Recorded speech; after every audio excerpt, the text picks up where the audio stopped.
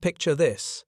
It's 1831, somewhere along the Grand River in what we now call South Dakota. A Hunkpapa Lakota woman is giving birth to a boy who will become one of the most formidable military and spiritual leaders in North American history. But here's the thing that gets me about this story. When that child was born, his people controlled an empire, an actual empire stretching across the Great Plains.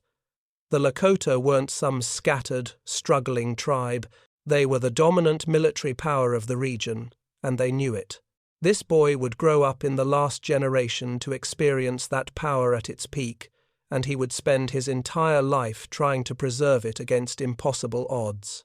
Before we jump back in, tell us where you're tuning in from, and if these history tales fascinate you, make sure you're subscribed because tomorrow I've saved something extra special for you.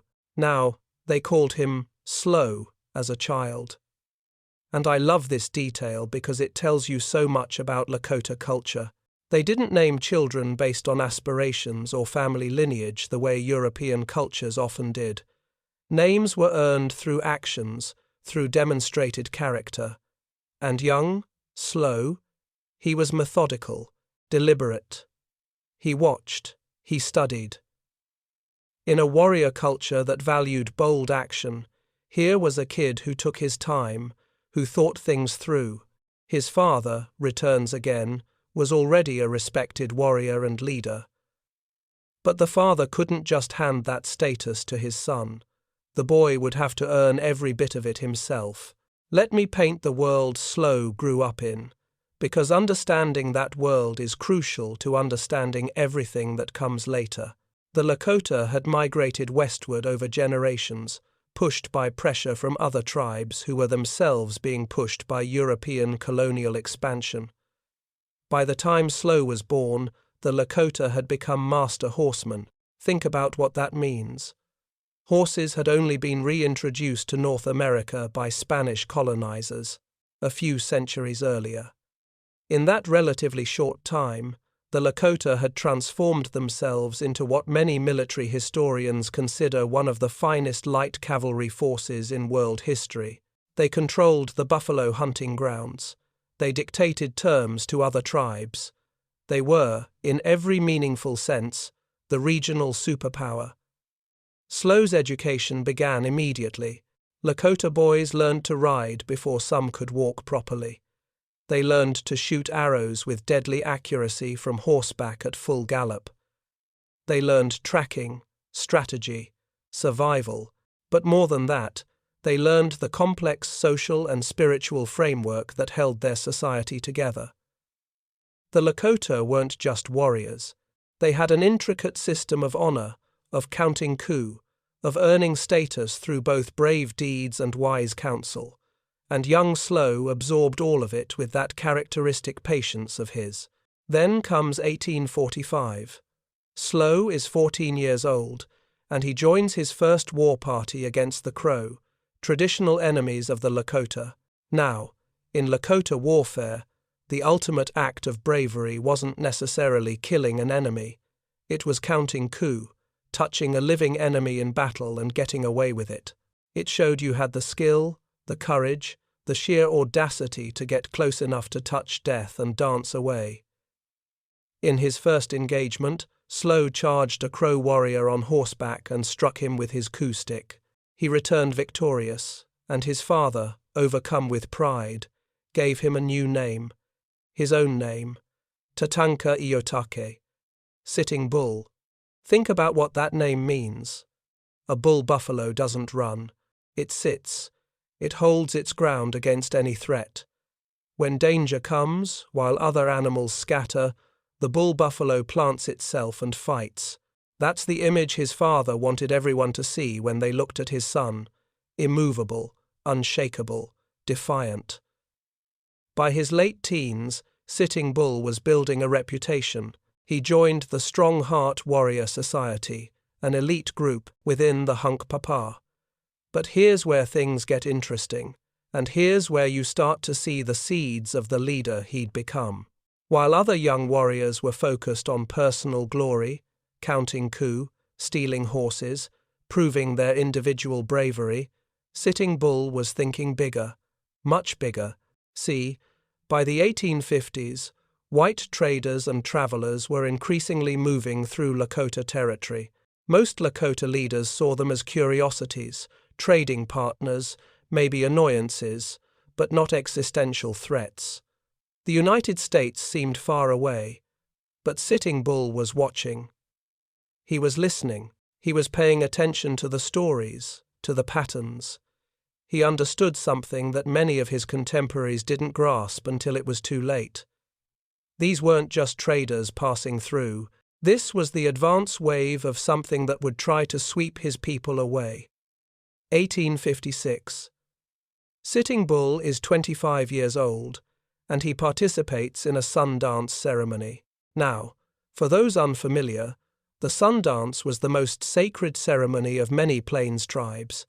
It involved fasting, prayer, and self-sacrifice. Dancers would pierce their chest or back muscles, attach rawhide thongs to wooden skewers through those piercings, and dance until the flesh tore free.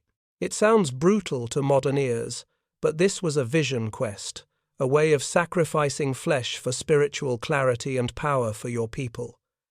During this sun dance, Sitting Bull received a vision. He saw himself as a leader not just of warriors, but of his entire people. A military leader, yes, but also a spiritual guide. In Lakota culture, these roles weren't separate. The most effective leaders bridged both worlds. They needed the respect of the warrior societies and the blessing of the sacred. Sitting Bull was positioning himself to be both, and he was building networks. Through strategic marriages, he connected himself to multiple bands of Lakota and even other tribes. Each marriage was a political alliance, as much as a personal relationship. He was weaving a web of relationships that could be activated when needed, because here's what Sitting Bull understood better than almost anyone else at the time. Scattered bands could be defeated one by one. United tribes, fighting together, could resist. By 1860, Sitting Bull was a war chief, recognized for both his courage in battle and his strategic thinking. He'd counted multiple coups. He'd been wounded multiple times and kept fighting. He had the scars to prove his bravery and the intelligence to match. But more importantly, he had a vision of what needed to happen. The question was whether he could convince enough people to follow that vision before it was too late. Because on the horizon, storm clouds were gathering, and they were about to break. 1863, July. A place called Killdeer Mountain in what's now North Dakota. And here's where we see Sitting Bull not just as a warrior, but as a military strategist operating on a level that would impress any student of warfare from any era. General Alfred Sully is leading a punitive expedition with over 2,000 United States soldiers. They've got artillery, they've got supply lines, they've got the weight of an industrializing nation behind them. They're hunting the Lakota after the Dakota War in Minnesota, and they're confident they'll sweep these hostiles aside.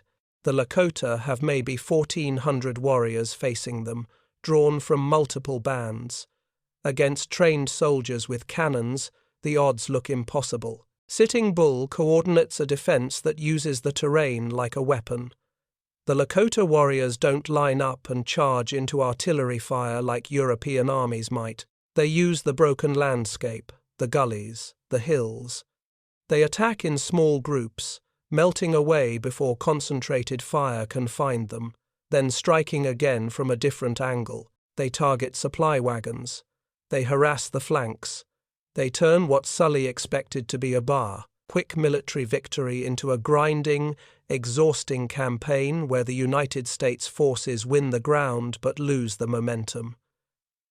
And here's what I want you to understand about this battle and others like it. Sitting Bull wasn't fighting to win in the traditional sense. He couldn't. The mathematics of population and industrial capacity made that impossible. He was fighting to make it cost too much, to make every mile of Lakota territory so expensive in blood and treasure that the United States might decide the whole thing wasn't worth it. It's asymmetric warfare, and Sitting Bull understood it instinctively. But Sitting Bull's genius went beyond individual battles. He was fighting on multiple fronts simultaneously, and this is where his strategic vision really shows itself. While coordinating military resistance, he was waging economic warfare. The Lakota controlled the best buffalo hunting grounds on the northern plains. Buffalo weren't just food, they were the entire economy. Hides for trade, meat for survival, bones for tools. By controlling these grounds and restricting access, Sitting Bull could pressure other tribes, negotiate from strength, and deny resources to enemies. He built an intelligence network that any modern military would recognize. Traders who came through Lakota territory, Sitting Bull's people talked to them, learned about troop movements, about political decisions being made in Washington and in territorial capitals. Interpreters working at forts and agencies often maintained relationships with their own people. Information flowed to Sitting Bull, and he used it. When soldiers were planning movements, he often knew before they left their forts. Let me give you a sense of scale here. By the early 1870s, Sitting Bull had become the central figure in a coalition that included not just Hunkpapa Lakota, but Oglala, Miniconjou, Sans Arc, Brule, Northern Cheyenne, and Northern Arapaho. Getting these groups to work together was like herding cats. Each had its own leaders, its own traditions, its own politics, but Sitting Bull had the respect of warriors and the authority of a spiritual leader. He could bring them together when it mattered. And then, 1874 happens. The Black Hills, the Paha Sapa, the sacred center of the Lakota universe. An expedition led by George Armstrong Custer, nominally there to survey for a fort location, confirms something that had been rumored. There's gold in those hills. Lots of gold, and with that confirmation, everything changes. The Treaty of Fort Laramie from 1868 had guaranteed the Black Hills to the Lakota in perpetuity. In perpetuity. That was the language. But when word of gold spread, miners flooded in, thousands of them. The United States government made token efforts to keep them out, then essentially shrugged and said they couldn't control their own citizens. They told the Lakota to sell the Black Hills. When the Lakota refused, because you don't sell the sacred, you don't sell the spiritual center of your universe, the government manufactured a crisis. Any Lakota bands not on reservations by January 31st, 1876, would be considered hostile and subject to military action. January 31st, in the middle of winter, when traveling across the plains could mean death, when even if bands wanted to comply, many physically couldn't reach the reservations in time. It was a manufactured pretext for war, and everyone knew it. So by the summer of 1876, Sitting Bull's coalition camp in Montana Territory was massive. Some estimates put it at 10,000 people, 3,000 of them warriors. Think about that number. 10,000 indigenous people in one location. That's not a band. That's not even a tribe. That's a mobile city. That's a population larger than most American towns at the time. And they were all there because Sitting Bull had convinced them that unity was the only path to survival.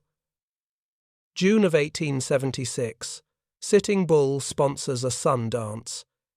He's 55 years old now, and he's about to perform an act of sacrifice that will become legendary. He sits down, and his adopted brother Jumping Bull uses an awl to lift pieces of flesh from his arms. 100 pieces, 50 from each arm. Then, Sitting Bull dances for hours, staring at the sun until he collapses into a vision state. And in that vision, he sees soldiers falling into the Lakota camp, like grasshoppers falling from the sky, tumbling upside down, dead men falling from the sky. He interprets this as a great victory coming, but warns his people. Take nothing from the dead soldiers. To do so would curse the victory. 8 days later, on June 25th, Sitting Bull's vision manifests at a place the Lakota called the Greasy Grass. We call it the Little Bighorn River. George Armstrong Custer, that same officer who'd led the expedition that found gold in the Black Hills, was leading the 7th Cavalry. He'd been ordered to wait for reinforcements, to coordinate with other columns in a multi-pronged attack, but Custer, ambitious and convinced of his own brilliance, saw an opportunity for personal glory. He found the massive Lakota and Cheyenne encampment and decided to attack immediately with just his own regiment, about 600 soldiers total. He split his forces into 3 battalions. Fatal mistake number 1. He attacked in the early afternoon when the warriors were in camp rather than out hunting. Fatal mistake number 2. And he catastrophically underestimated the number of warriors he was facing. Fatal mistake number 3, 4, and 5. The warriors, led by Crazy Horse, Gall, and others, with Sitting Bull coordinating the overall defense despite his exhaustion from the Sundance, swarmed Custer's divided forces. The battalion Custer personally led, about 210 men, was completely annihilated, not defeated, not routed, annihilated. Every single soldier killed. The other battalions were mauled, but survived by digging in and holding defensive positions until reinforcements arrived the next day. The soldiers had fallen into the camp, tumbling from their horses, dead, just like the vision. It was the most complete indigenous military victory against United States forces in American history, and it sealed their doom.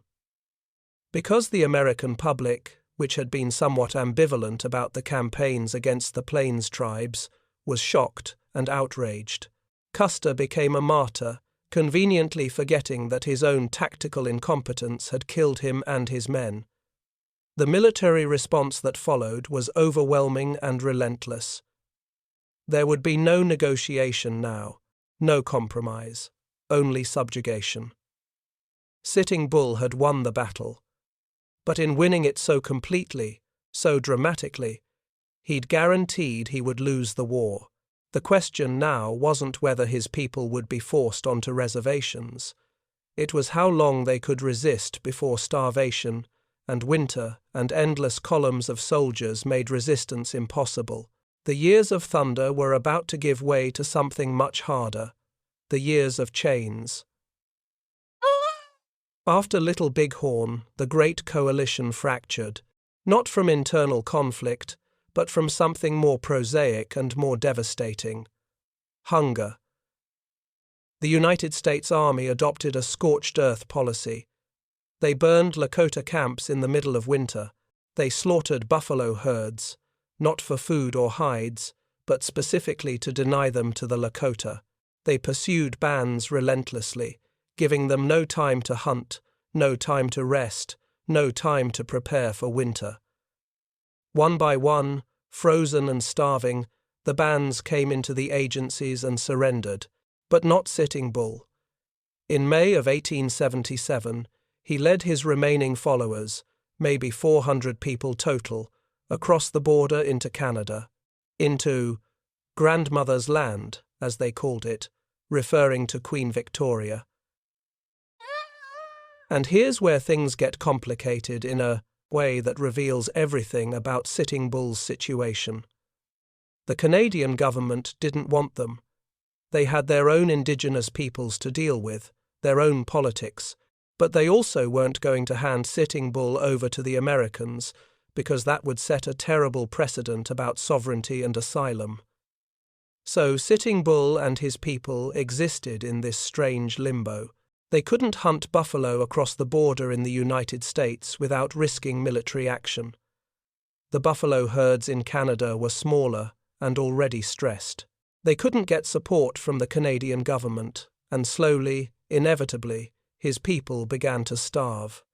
Sitting Bull held out for 4 years, 4 years of watching children go hungry. 4 years of watching his people, the same people who'd crushed Custer, reduced to near starvation. The United States sent negotiators offering pardons and rations if he'd return. He refused, again and again, because he knew what those reservations represented. Cultural death, spiritual imprisonment, the destruction of everything the Lakota had been. But by 1881, he had no choice left. His people were dying. On July 19th, he crossed back into United States territory at Fort Buford in Dakota Territory. And the surrender itself? It's one of the most heartbreaking and defiant moments in American history. Sitting Bull, dressed in his finest clothes. He carried his rifle, a Winchester he'd obtained through trade, but he wouldn't hand it over himself. Instead, he gave it to his 8-year-old son, Crowfoot, and had the boy present it to the commanding officer. Think about that symbolism. He was saying, "I'm not defeated. I'm not broken. But I will not let my people starve." Even in surrender, even when he had nothing left, he was making a statement about dignity and agency. The military didn't trust him on a regular reservation. He was too influential, too dangerous. So they sent him to Fort Randall, essentially a prison camp where he was held for nearly 2 years. And here's something that's documented in multiple accounts from soldiers who guarded him. They were awed by him. These were men who'd been taught that Indians were savages, inferior, barely human. And then they met Sitting Bull. One guard later wrote that he'd never encountered such natural authority, such strength of character in any man, regardless of race. Sitting Bull would sit and smoke his pipe, and soldiers would gather around him. He didn't speak English well, but through interpreters and gestures, he'd tell stories about the old ways, about battles, about Lakota philosophy. He converted his guards, not to his cause exactly, but to a recognition of his humanity and dignity that their government had tried to deny. In 1883, he was finally allowed to move to Standing Rock Reservation, but he wasn't free. He was under the control of an Indian agent named James McLaughlin, and their relationship was complex and toxic. McLaughlin was one of those agents who genuinely believed he was helping indigenous peoples by forcing them to abandon their culture and assimilate. He saw Sitting Bull as an obstacle to this progress, a throwback who kept his people attached to the old ways.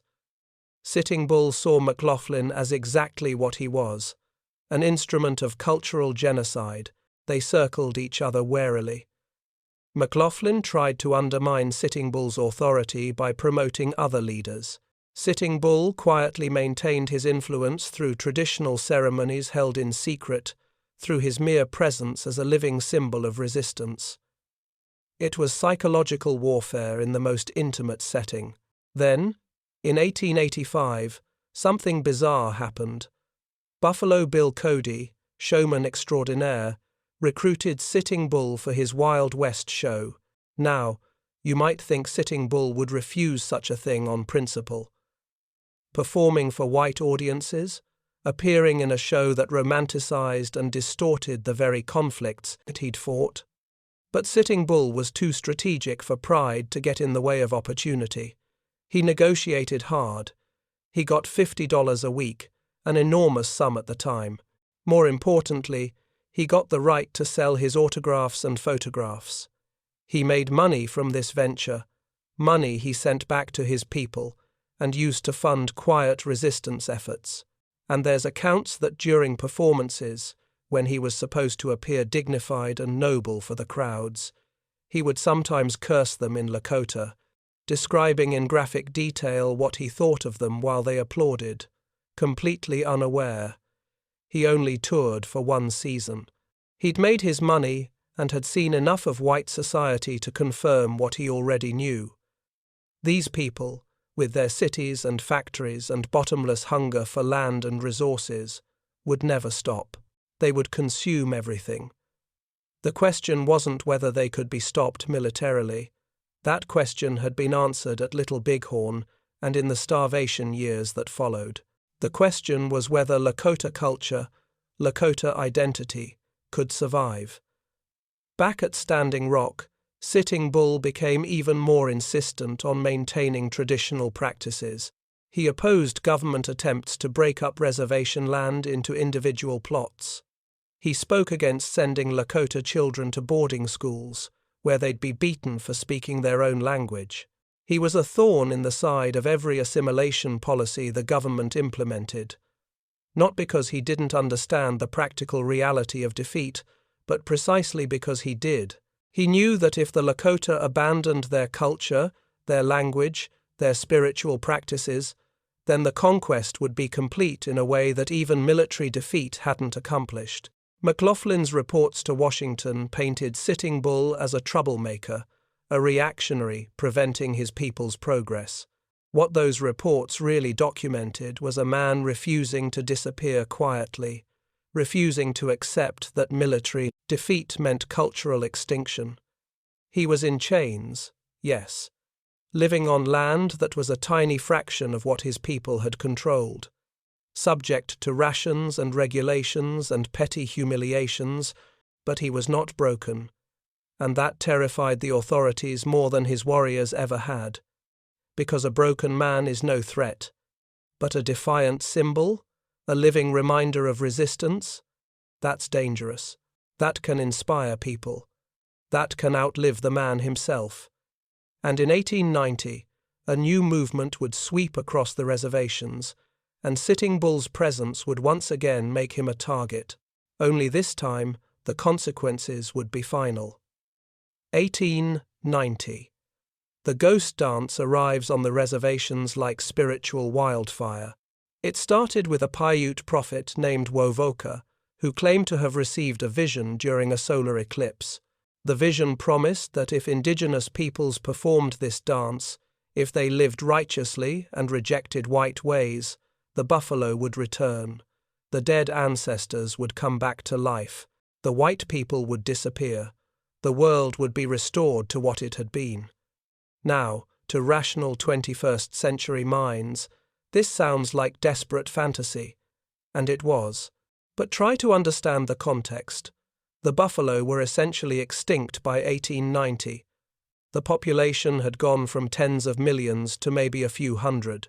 Entire peoples whose cultures were built around buffalo hunting had watched their way of life systematically destroyed in barely a decade. Families had been torn apart. Children were being taken to boarding schools. Starvation was a constant threat. People were living in what can only be described as collective trauma. The ghost dance offered hope. Even impossible hope was better than no hope at all. Sitting Bull's position on the ghost dance was complicated. He was too intelligent to believe that dancing would make the white people vanish. He'd seen their cities, their numbers, their technology, but he understood what his people needed psychologically and spiritually, and he recognized that trying to suppress the ghost dance would only make things worse. So he allowed it to happen on his land, though he didn't actively promote it. He protected the dancers while maintaining a realistic view of what it could actually accomplish.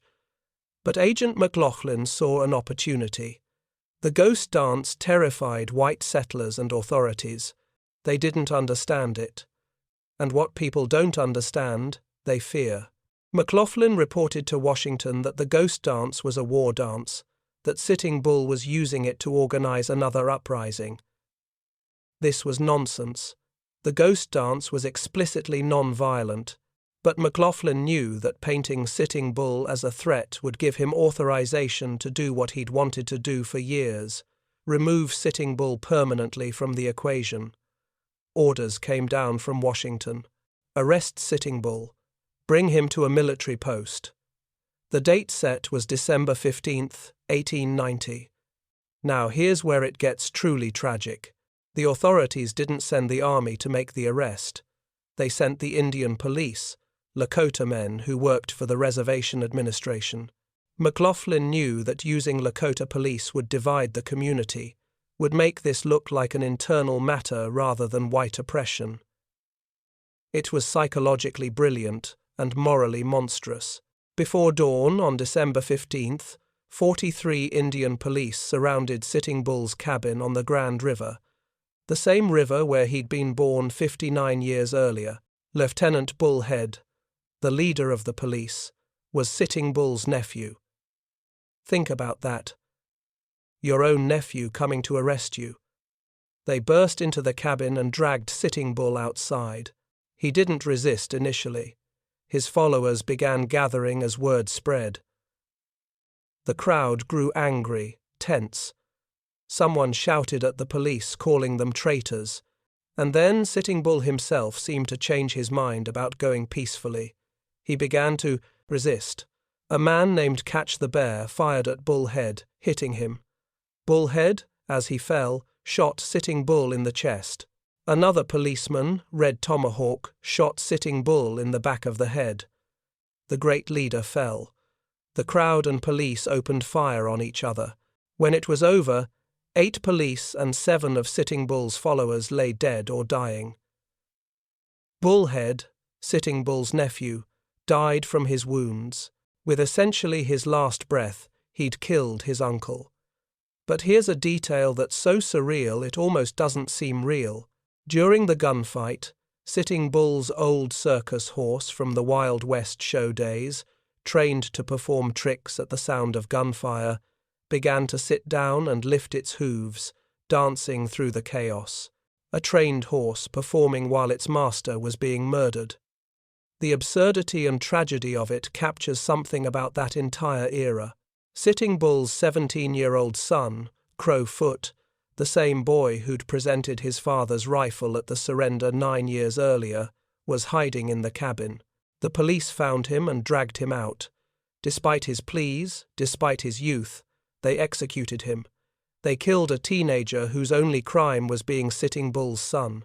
The authorities were so afraid of Sitting Bull's influence that they buried him quickly in an unmarked grave at Fort Yates, trying to prevent his burial site from becoming a rallying point. Even dead, they feared him.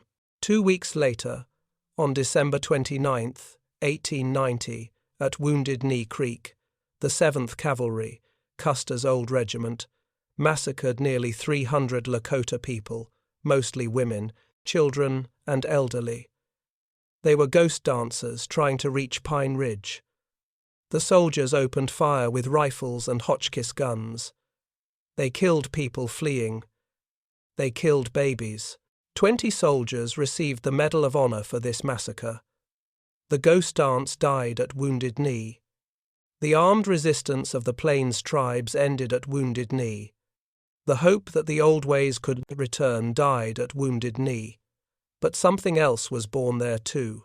A recognition, eventually, of what had been done, of what had been lost. And here's where Sitting Bull's real victory emerges. Not on the battlefield, not in preserving the Lakota way of life intact, because he couldn't, but in becoming an eternal symbol, in haunting the American conscience in a way that made his prophecies come true. Remember, Sitting Bull had warned that the white conquest would become America's curse, and in many ways, it has. The United States military studies his tactics. Environmental movements invoke his warnings about the Earth's destruction. Indigenous rights activists around the world draw inspiration from his resistance. His face is known globally. He won by becoming immortal in a way his enemies never could. The men who killed him? Can you name them without looking them up? McLaughlin, Red Tomahawk, they're footnotes. But Sitting Bull is a legend, not a tragic, defeated legend, a legend of resistance, of dignity, of refusing to surrender your identity even when you've lost everything else. In the end, he understood something his enemies never grasped. You can kill a man, you can destroy a way of life. You can take the land and scatter the people, but you cannot kill what that man represents. You cannot erase the memory of resistance, and every generation that looks back and sees Sitting Bull staring down empires, holding his ground like a buffalo bull, refusing to run even when running would have been easier. That's a generation that might ask dangerous questions about power and justice, and what we're willing to sacrifice for either. Sitting Bull lost every battle that mattered in his own lifetime, and he won the only war that lasts forever, the war for memory, the war for meaning. The war that asks whether we'll remember him as the authorities wanted us to, as an obstacle to progress, or as he actually was, a man who saw his entire world being destroyed and chose to stand in the path of that destruction, knowing he would be crushed but refusing to step aside. That's not defeat. That's the most profound kind of victory there is.